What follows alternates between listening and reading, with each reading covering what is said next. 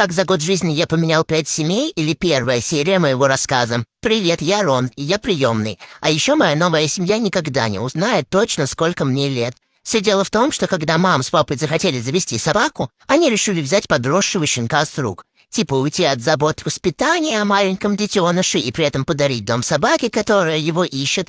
Так мы и познакомились. Идея была классная, только она не сработала. А с какими проблемами столкнулись мои кожаные и почему так и не выяснили мой настоящий возраст?